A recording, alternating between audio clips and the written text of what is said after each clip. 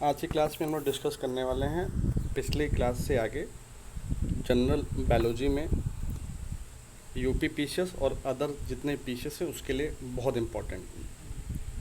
ये जितना मैं पढ़ा रहा हूँ या आपसे डिस्कस कर रहा हूँ ये पीसीएस एग्जामिनेशन खासकर यूपी के जितने भी एग्जामिनेशन उसके लिए अति महत्वपूर्ण है।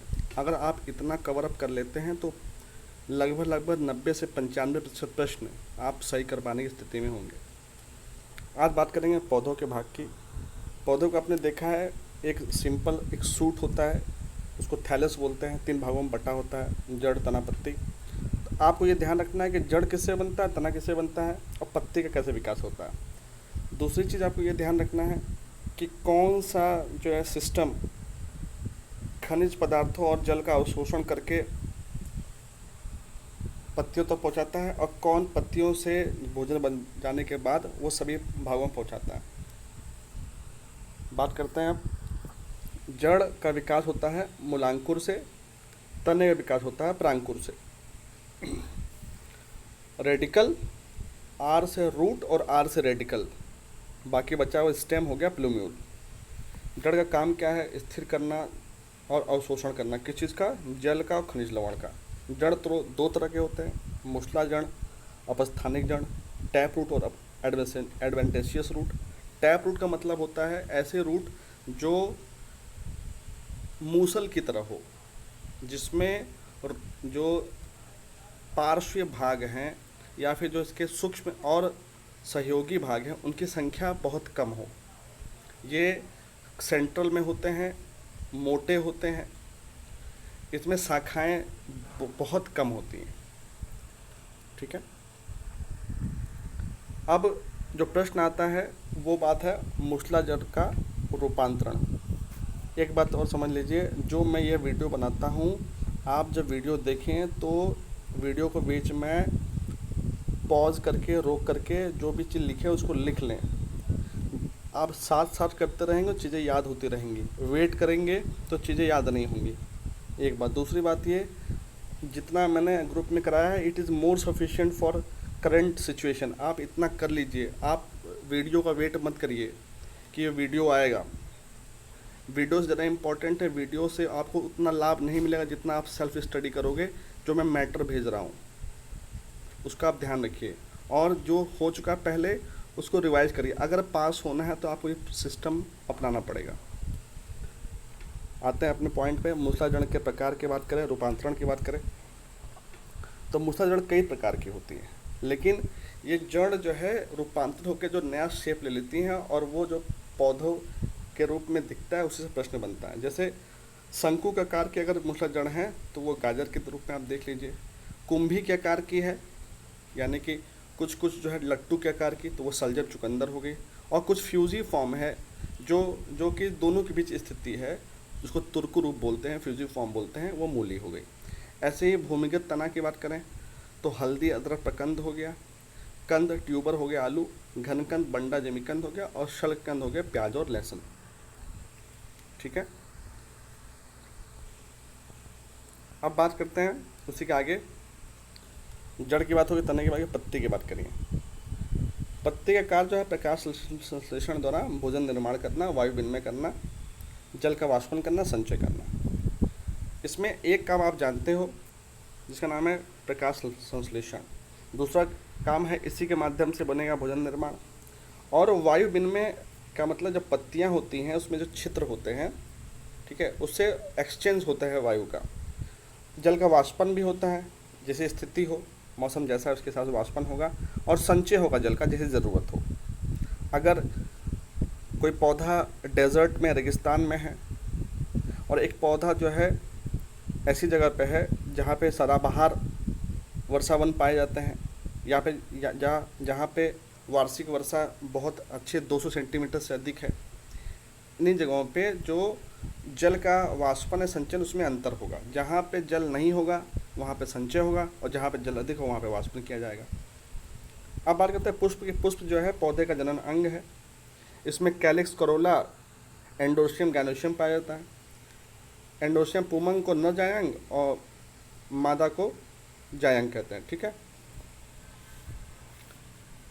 दूसरी चीज़ जो सबसे इम्पोर्टेंट है, बनने के बाद बनेगा फ्रूट, जायगोट जो बनेगा, जो फ्रूट परिपक्व जो ओवरी हो गया उसी को हम लोग फ्रूट बोल रहे हैं।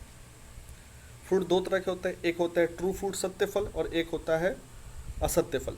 सत्य फल का मतलब ये है कि जब फ्रूट बनने की प्रक्रिया में सिर्फ और सिर्फ ओवरी भाग लेगी तो ट्रू फ्रूट होगा। अच्छा, दूसरी चीज़ जो दूसरा फल है, जब फल बनने की प्रक्रिया में ओवरी के अलावा, ओवरी भी भाग ले सकती है, उसके अलावा और भी जो अंग भाग लेंगे, जो और भी पार्ट भाग लेंगे, तो उसको हम लोग बोलेंगे असत्य फल। इसमें आपको ये चार्ट आपको लर्न करना है कि सत्य फल कौन से हैं। लर्न करने का तरीका यह है कि जो समान रूप से आपको फल दिखते हैं वो सभी सत्य फल हैं, और जो समान रूप से नहीं दिखते हैं वो असत्य फल हैं। लेकिन इसके लिए इस वाले सिद्धांत से एग्जामिनेशन में कन्फ्यूजन क्रिएट होता है।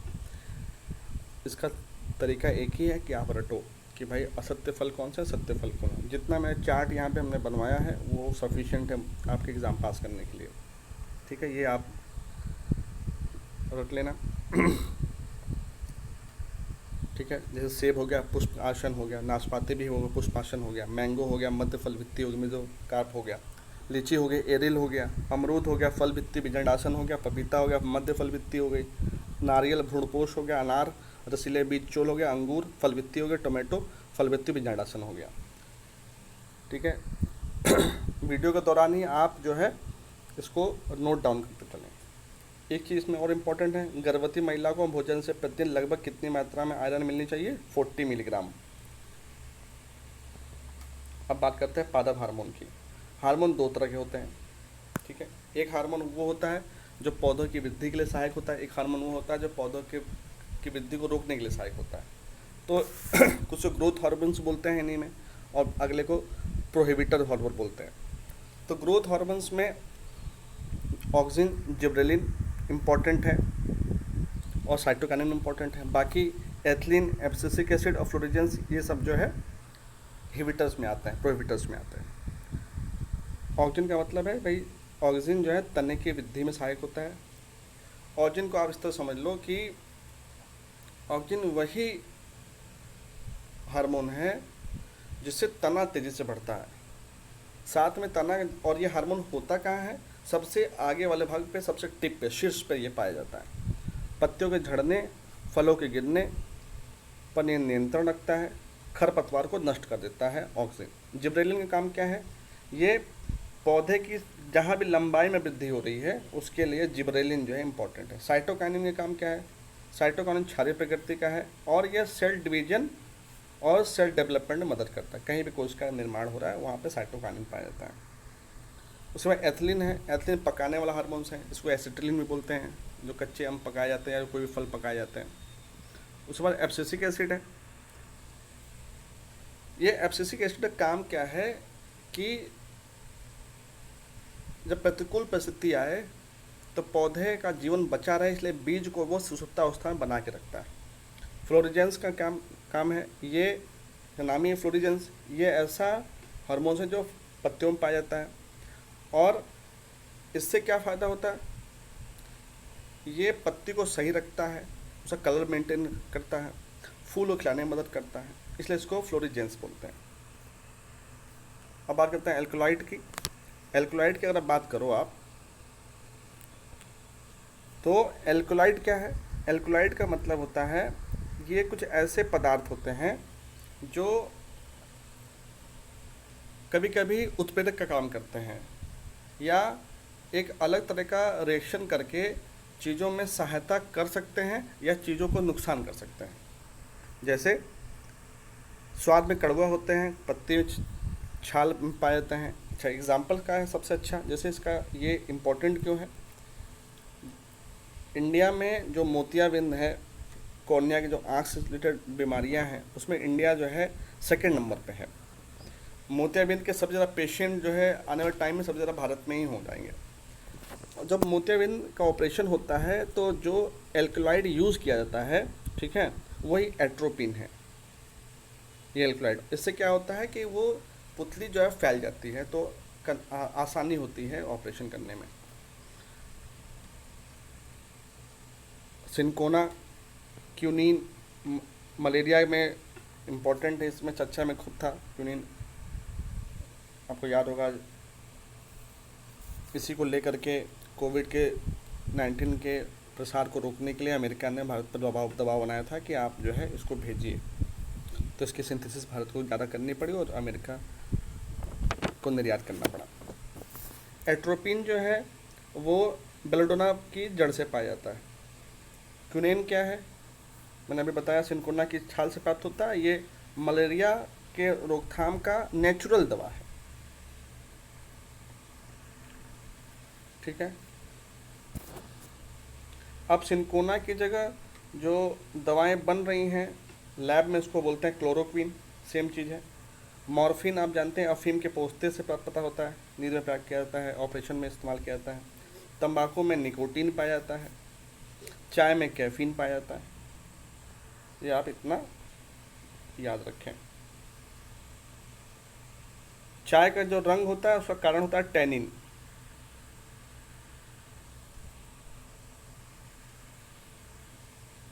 ठीक है। हींग में पाया जाता है रेजिन। लेटेक्स जो होता है रबर होता है, जो नेचुरल रबर होता है, जो उसका दूध निकलता है, उसी को हम लोग लेटेक्स बोलते हैं। हेविया बेजिलेंसिस और फाइकस इलास्टिका से ही जो है नेचुरल रबर बनती है।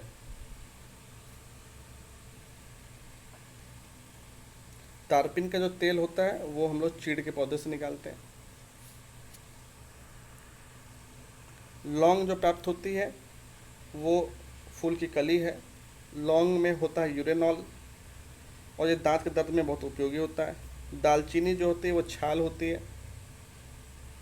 कॉफ़ी पाउडर में जो बहुत टाइम लगता है ख़राब होने में, कॉफ़ी पाउडर में हम कुछ मिलाते हैं, उसको बोलते हैं चिकोरी, चिकोरी पाउडर। और जो चिकोरी पाउडर होता है वो सिकोरियम इंटीबस की जड़ होता है, उसको पीस कर उसमें डालते हैं।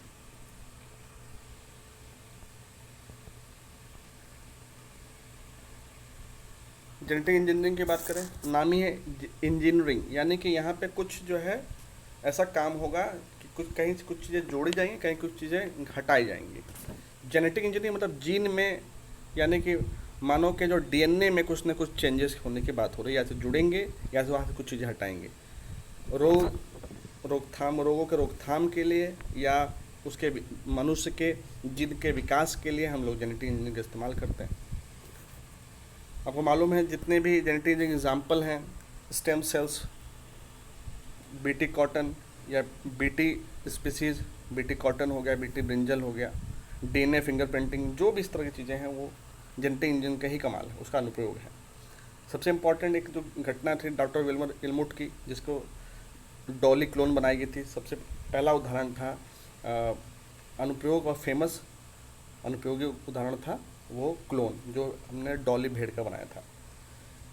अब आपको ये ध्यान रखना है कि जो एक क्लोन्स होते हैं और जो ट्विंस होते हैं, दोनों में फ़र्क क्या है। जो क्लोन होता है वो फोटोकॉपी जेरॉक्स होते हैं, एक जैसी होती हैं, ठीक है। लेकिन जो ट्विंस होते हैं वो क्लोन नहीं होते, वो एक जैसे नहीं होते हैं, जबकि एक जो के दो क्लोन एक जैसे होते हैं। टेस्ट टू बेबी कॉन्सेप्ट है। टेस्ट टू बेबी वाले में आप एक चीज़ समझ लो, उसका नाम ही है टेस्ट ट्यूब बेबी, यानी कि बेबी का जो निर्माण होगा वो टेस्ट ट्यूब में होगा। अब ये टेस्ट ट्यूब में क्या होता है, किसी भी कारण से मेल फीमेल में किसी भी कारण से अगर फर्टिलाइजेशन नहीं हो पा रहा है, निषेचन नहीं हो पा रहा है और एम्ब्रो फॉर्मेशन नहीं हो पा रहा है, तो क्या करेंगे, जहाँ भी प्रॉब्लम है उस प्रॉब्लम को रिजोल्व करने के लिए हम स्पर्म को ओवा से जो है हैच कराएंगे, और हैचिंग जो है हम लोग करा करके उसको टेस्ट ट्यूब में कराएंगे, और जब हैच हो जाएगा तब वो फीमेल के फेलोपियन ट्यूब में, जहाँ पे वो गर्भाशय है, जहाँ पे वो निर्मित होता है, वहाँ पे हम डाल देंगे और फिर उसका विकास हो जाएगा। यही टेस्ट ट्यूब बेबी कॉन्सेप्ट है। ये चूँकि एक तरह के कृत्रिम जो है वातावरण में किया जाता है, इसको कल्चर बोलते हैं, इसको पेट्री डिश बोलते हैं। ये प्रोसेस जो पेट्री डिश में किया जाता है, और फिर जो 6 से 48 घंटे के अंदर हम उसको इंजेक्ट कर देते हैं फीमेल्स के, ठीक है, फेलोपियन ट्यूब में। अब बात करते हैं स्टेम सेल की। बात करें स्टेम सेल क्या है। स्टेम सेल नाम ही है स्टेम, यानी कोश यानी कि तना। स्टेम सेल ऐसी सेल्स है जिससे हर रोग का इलाज संभव है पर्टिकुलर व्यक्ति के लिए, जिसका वो स्टेम सेल है, उस स्टेम सेल का प्रयोग करके अगर उसको कोई भी रोग है उसका इलाज संभव है। आप इसको इस तरह समझ सकते हैं, ये ऐसी कोशिकाएं जिससे सभी तरह की कोशिकाएं निर्मित की जा सकती हैं। इसलिए विवादास्पद हो जाता है कि कहाँ से स्टेम सेल लिया गया। बेसिकली स्टेम सेल चूँकि इससे किसी भी कोशिका निर्माण किया जा सकता है, तो यानी कि कोशिका निर्माण से पहले की अवस्था में ये सेल पाई जाती है जब अंगों निर्माण होता है। इसलिए विवादास्पद है कि भाई स्टेम सेल हम कहाँ से ले रहे हैं। तो बोन मेरो जो है उसमें पाई जाती है। तो बोन मेरो लेने के लिए कभी कभी बोन मेरो लेने में ये होता है कि इंसान मर जाता है। उसके बाद और भी जगह जो स्टेम सेल पाई जाती है वो आपको लर्न करना ज़रूरी है, जैसे कि एम्ब्रियो भ्रूण, कॉर्ड फ्लड, गर्भपात का रक्त, दांत, बोन मेरो, इतना आप लर्न कर लो, ये बहुत ज़रूरी है। बीटी कॉटन की बात करें, बैसिलस थ्यूरिंजेंसिस, ये एक जीवाणु है। इस जीवाणु को हम पौधे में डाल देते हैं तो उसके बाद क्या करता है, इसकी वजह से जो पौधा है वो प्रतिरोधी हो जाता है कीटों के प्रति। ये बहुत सक्सेसफुल हुआ था, लेकिन उसके अलावा और भी जो स्पीसीज़ आई थी वहाँ पे वो सक्सेसफुल नहीं, वो शरीर के लिए हानिकारक हुआ, इसलिए उस पर विरोध लगा और लास्ट में इंडिया में बीटी कॉटन तो सक्सेसफुल रहा, लेकिन बीटी ब्रिंजल और बीटी और जगह पे ये सब बंद करा दी गई। ठीक है, अब बात करते हैं गोल्डन राइस की। गोल्डन राइस का नाम ही है गोल्डन, यानी सुनहरा चावल। इसके सबसे खासियत ये है कि इसमें पाया जाता है बीटा कैरोटीन। बीटा कैरोटीन जो पदार्थ है, बीटा कैरोटीन पदार्थ से क्या हो जाता है कि ये अपने आप ही बीटा कैरोटीन चेंज हो जाता है विटामिन ए में, और विटामिन ए में चेंज होने की वजह से क्या होगा कि जो समस्या होती है आयरन की, ठीक है, वो सब प्रॉब्लम सॉल्व हो जाती है। विटामिन ए से होने वाले जो रोग हैं स्वतः जो है ख़त्म हो जाते हैं। ठीक है, और इसके साथ में विटामिन ए के साथ साथ इसमें पड़ा जिंक भी पड़ा होता है, आयरन पड़ा होता है, जिससे ये बहुत उपयोगी चावल हो गया। आपको मिनरल्स अलग से डालने की ज़रूरत, आपसे खाने की ज़रूरत नहीं है। आपको ये भी मालूम होगा कि जो इप्री है, इंटरनेशनल राइस रिसर्च इंस्टीट्यूट जो है वो मनीला में है, और वहाँ पे जो एक साइंटिस्ट हैं डॉक्टर गुरु GK सिंह खुश, इन्होंने सुपर राइस का विकास किया है। गुरुदेव सिंह खुश ने सुपर राइस का विकास किया है। इस राइस की खासियत यह है कि आकार में बहुत बड़ा है, और इससे क्या होता है, ये कम मात्रा में भी उपयोग करने पे बहुत ज़्यादा जो है कैलोरी देता है, और कम मात्रा में इस्तेमाल करके भी काम जो कैलोरी आवश्यकता है वो पूरी हो जाती है। DNA फिंगरप्रिंटिंग, आपको मालूम है कि एक मनुष्य जो होता है वो अपने आप में इस विशिष्ट इस तरह से होता है कि उसका फिंगरप्रिंट जो है किसी दूसरे मनुष्य से मैच नहीं खाता। इसी का लाभ उठा करके जो है इसका अनुपयोग किया जाता है, जैसे शिशु का पितृत्व स्थापित करने में, बलात्कार, हत्या, अनुवांशिक रोगों की पहचान, पशुओं की वंशावली इत्यादि में इसका उपयोग किया जाता है। अब बात करते हैं थोड़ा सा एग्ज़ाम पॉइंट्स की। एग्ज़ाम पॉइंट से पहले मैं आपसे डिस्कस ये बात कर दूं, जितना मैं करा रहा हूँ ये मैं इसलिए करा रहा हूँ कि आप इसको कर लें। वीडियो जो लाइव होता है उसमें समस्या ये होती है कि आप समझते तो हैं उस समय, लेकिन समझने के दौरान आप चीज़ों का में सिर्फ वन वे कम्युनिकेशन होता है। आपसे ये अपेक्षा है कि आप वन वे कम्युनिकेशन न करके टू वे कम्युनिकेशन करें। जो मैं ये वीडियो बनाता हूँ इसको समझने में कहीं परेशानी आए तो आप मुझे टेलीग्राम के माध्यम से आप मुझसे प्रश्न पूछें, और प्रश्न बस इसी के इर्द गिर्द पूछें, ज़्यादा ना पढ़ें। ये सफिशिएंट है आपको एग्ज़ाम पास कराने के लिए। आज के लिए बस इतना ही।